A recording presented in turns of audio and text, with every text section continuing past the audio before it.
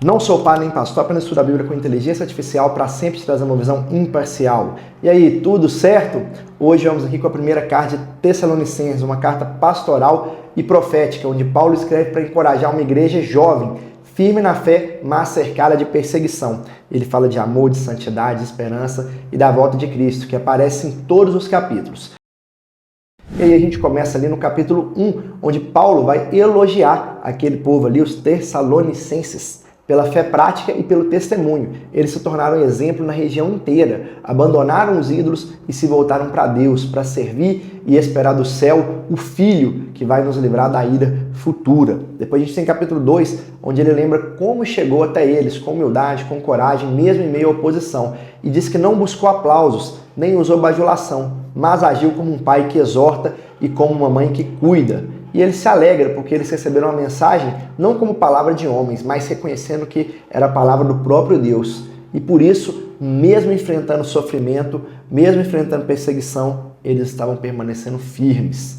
E depois a gente tem no capítulo 3, Paulo dizendo que não aguentava mais de preocupação e por isso enviou Timóteo para saber como eles estavam. Quando recebeu boas notícias deles, o coração de Paulo se encheu de alegria e ele ora para que pudesse vê-los novamente, e para que o Senhor os fortalecesse em santidade até a volta de Cristo.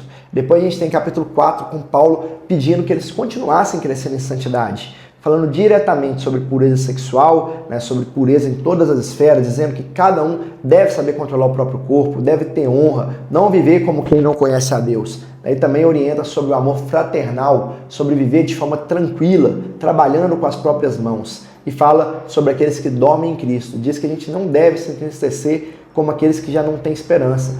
Porque assim como Jesus morreu e ressuscitou, Deus trará de volta aqueles que dormem nele.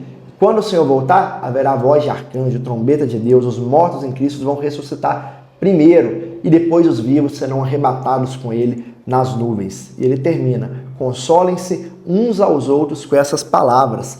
A vida não acaba depois da morte aqui, na verdade ela está só começando. Depois no capítulo 5, Paulo fala que o dia do Senhor virá como um ladrão à noite. Por isso a gente deve estar sóbrio, vigilante, como filhos da luz.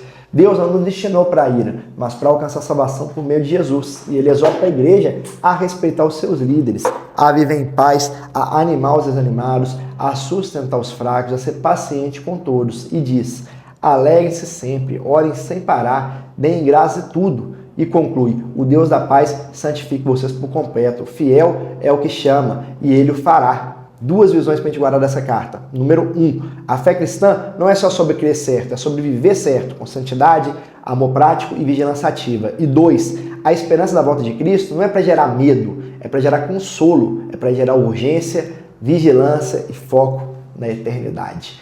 Por fim, vamos levantar um clamor a Deus. Senhor Deus Pai Todo-Poderoso, eu peço que em nome de Jesus o Senhor esteja conosco.